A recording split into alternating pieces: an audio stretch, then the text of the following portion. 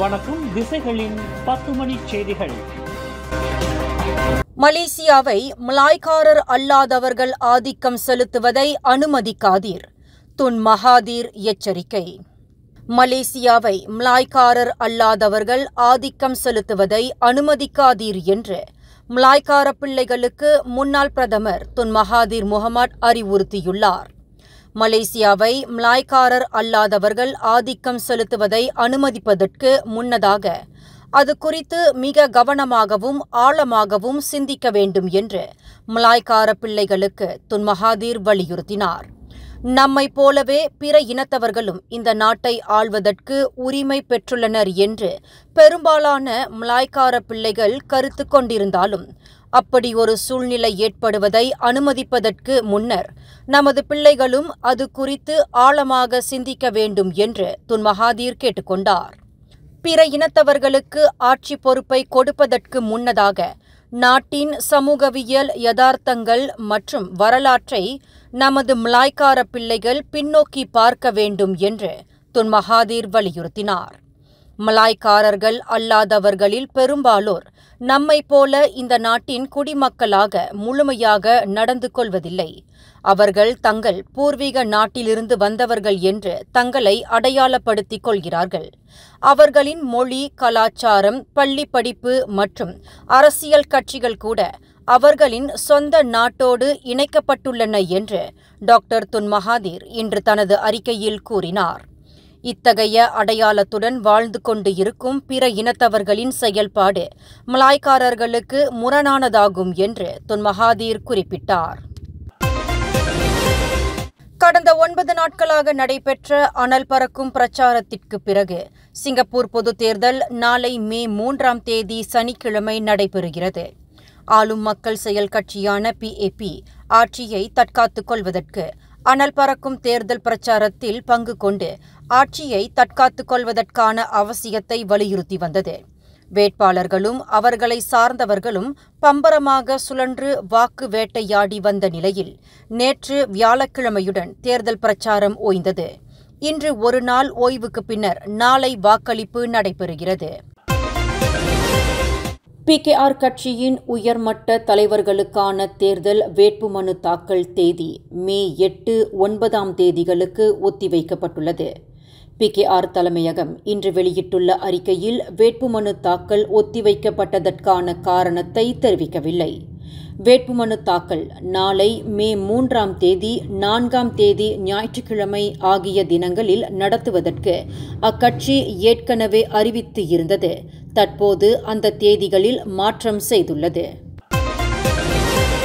தனியார் கிளினிக்குகள் மற்றும் மருத்துவமனைகளை சார்ந்த மருத்துவர்கள் அடுத்த வாரம் செவ்வாய்க்கிழமை புத்ராஜயாவில் உள்ள சுகாதார அமைச்சின் முன் ஆட்சேப மறியலில் ஈடுபட முடிவு செய்துள்ளனர்.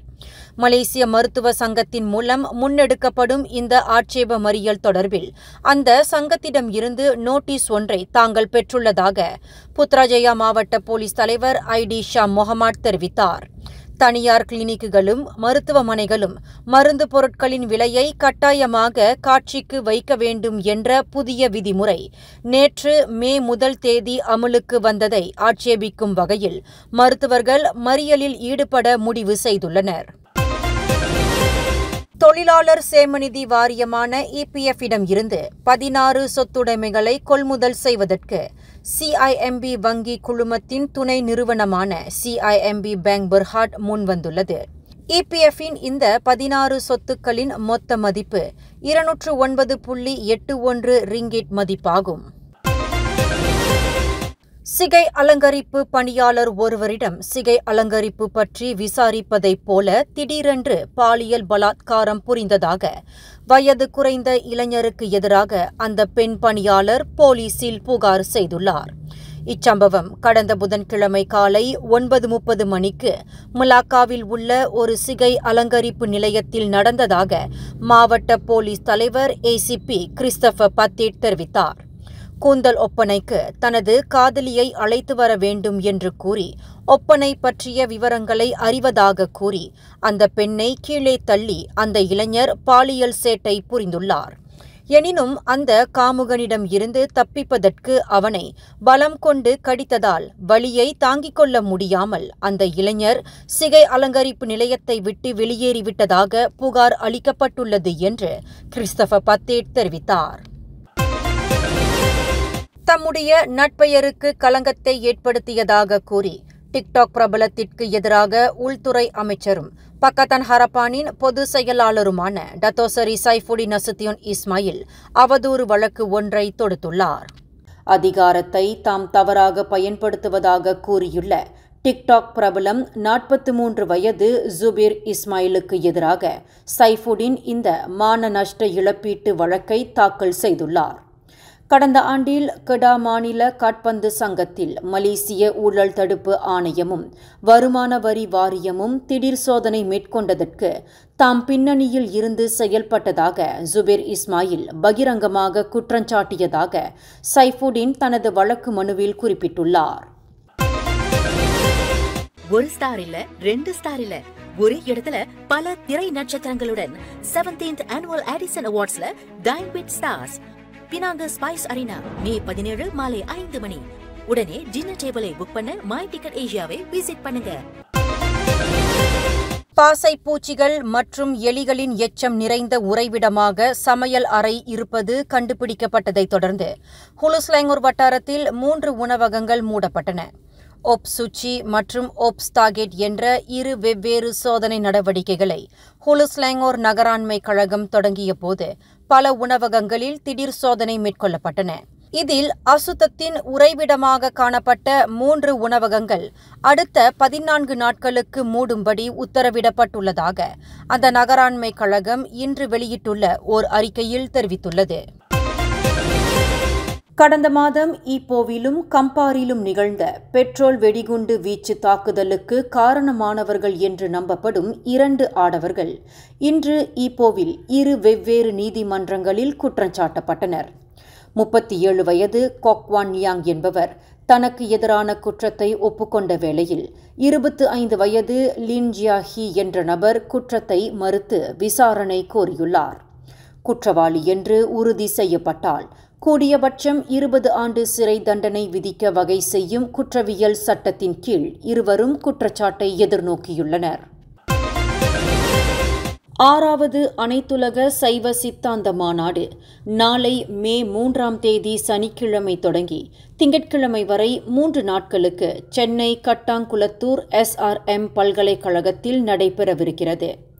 தமிழையும் சிவநெறியையும் சைவ சித்தாந்தத்தையும் உலகெங்கும் பரவ செய்யும் வகையில் திருக்கைலாய பரம்பரை தருமை ஆதீனம் அனைத்துலக சைவ சித்தாந்த ஆராய்ச்சி நிறுவனமும் SRM பல்கலைக்கழக தமிழ் பேராயமும் இணைந்து இந்த மாநாட்டை ஏற்பாடு செய்துள்ளனர்.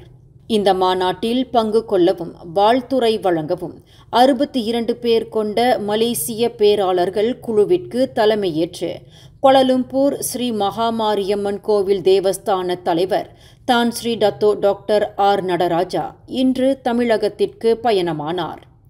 5 அமர்வுகளாக 3 நாட்களுக்கு நடைபெறும் இந்த மாநாட்டில் Malaysia, Singapore, London, Switzerland, Mauritius உட்பட பல நாடுகளை சேர்ந்த பேராளர்கள் கலந்து கொள்கின்றனர். வெளிநாட்டு பேராளர்களுக்கு பொறுப்பாளராக தான் ஸ்ரீ நடராஜா நியமிக்கப்பட்டுள்ளார். நாளை சனிக்கிழமை காலை 9 மணிக்கு ஸ்ரீமத் சுப்பிரமணிய தம்பிரான் சுவாமிகளின் வரவேற்புரையுடன் மாநாடு தொடங்குகிறது. தொடக்க விழாவில் திருக்கைலாய பரம்பரை தருமை ஆதீனம் 27வது குரு மகா சந்நிதானம் ஸ்ரீலய ஸ்ரீ கைலை மாசிலாமணி தேசிய ஞானசம்பந்த பரமாசாரியா சுவாமிகள் ஆசியுரை வழங்கவிருக்கிறார். தேவஸ்தான தலைவர் தான் ஸ்ரீ நடராஜா சைவ சித்தாந்த ஆங்கில நூல் தொகுப்பு பெற்று வாழ்த்துரை வழங்கவிருக்கிறார். சங்க இலக்கியங்கள் முதல் சமகால இலக்கியம் வரை சைவ சித்தாந்த பதிவுகள் எனும் பொது தலைப்பின் கீழ் நடைபெறும் இந்த மாநாடு முக்கியத்துவம் வாய்ந்ததாகும் என்று தான் ஸ்ரீ நடராஜா குறிப்பிட்டார். இது சைவ சித்தாந்த மாநாட்டில் அறிஞர்கள்லாம் பெரிய பெரிய அறிஞர்கள்லாம் கலந்து கொள்கின்றார்கள். எல்லாமே சைவமாக தான் இருக்கும். சைவத்தை பற்றி நாம் தெரிந்து கொள்ள வேண்டும். ஆகவே மலேசியாவிலே சைவம் இருக்க வேண்டும், தலை தூங்க வேண்டும், உறுதியாக இருக்க வேண்டும் என்றால் சும்மா ஐயக்கங்களை வைத்துக் கொண்டு இது போன்ற நல்ல நிகழ்ச்சிக்கெல்லாம் வராமல் இங்கு இருக்கக்கூடியவர்களை அழைத்து இதோ சைவத்தை நாங்களும் வளர்க்கின்றோம் என்று சொன்னால் அது அர்த்தமற்ற. தேவஸ்தானம் அப்படி அல்ல. எல்லா மாநாட்டிற்கும் கலந்து கொள்ளும் வேளாளர்களை அனுப்பும். இம்மாநாட்டுக்கான சிறப்பு மலர் ஆய்வாளர்களின் ஆய்வு கட்டுரைகள் அடங்கிய ஆய்வுக்கோவை 10க்கு மேற்பட்ட நூல்கள் ஆகியன வெளியிடப்பட உள்ளன. இம்மாநாட்டில் தேவஸ்தான அறங்காவல் டத்தோ என் சிவகுமார் மற்றும் தாப்பா நாடாளுமன்ற உறுப்பினர் டத்தோ ஸ்ரீ எம் சரவணனும் கலந்து கொண்டு உரை நிகழ்த்தவிருக்கின்றனர். தந்தை ஒருவர் மகனை காய்கறிகள் வெட்டும் கத்தியால் குத்தியதில் அந்த 11 வயது சிறுவன் கடும் காயங்களுக்கு ஆளானான். இச்சம்பவம் இன்று காலையில் கிளாந்தான் பசேர் மாஸில் நிகழ்ந்தது. நெஞ்சிலும் வயிற்றிலும் ஆழமான கத்திக்குத்துக்கு ஆளான அந்த சிறுவன் கொத்தபாரு ராஜா பெரும்புவான் ஜைனாப் மருத்துவமனையில் சேர்க்கப்பட்டுள்ளான். காலை 9 மணிக்கு நிகழ்ந்த இச்சம்பவம் தொடர்பில் தகவலை பெற்ற போலீசார் அச்சிறுவனின் தந்தையை கைது செய்துள்ளதாக பசேர் மாஸ் போலீஸ் தலைவர் கமா அசுரால் முகமது தெரிவித்தார். புத்ராஜயாவில் உள்ள மலேசிய ஊழல் தடுப்பு ஆணையமான SPRM தலைமையகத்திற்கு செல்வதாக கூறி சென்ற 3 குழந்தைகளுக்கு தாயாரான மாது ஒருவர் காணவில்லை என்று புகார் அளிக்கப்பட்டுள்ளது. 42 வயதுடைய பமேலா லிங் என்ற அந்த மாது ஒரு விசாரணைக்காக கடந்த ஏப்ரல் 9ஆம் தேதி SPRM தலைமையகத்திற்கு செல்வதாக கூறி சென்றவர் இன்று வரை வீடு திரும்பவில்லை என்று அவரின் சகோதரர் சைமன் தெரிவித்தார். தனது சகோதரி கடத்தப்பட்டு இருக்கக்கூடும் என்று தாங்கள் சந்தேகிப்பதாக அவர் புகார் தெரிவித்துள்ளார்.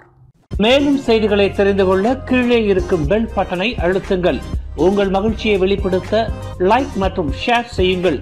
தொடர்ந்து திசைகளோடு இணைந்திருக்க சப்ஸ்கிரைப் செய்யுங்கள்.